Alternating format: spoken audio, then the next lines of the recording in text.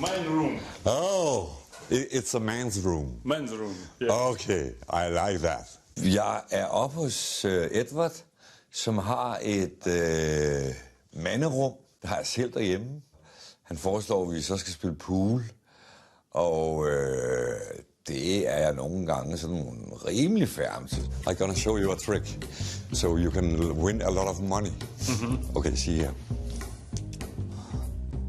And so, you have to hit this without the coin get together.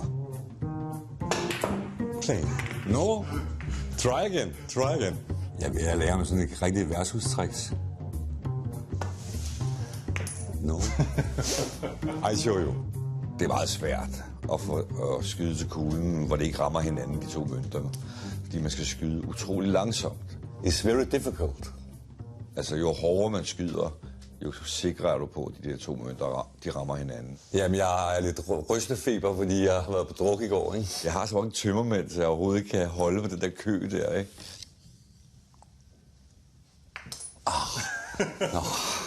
Så det dropper vi ret hurtigt.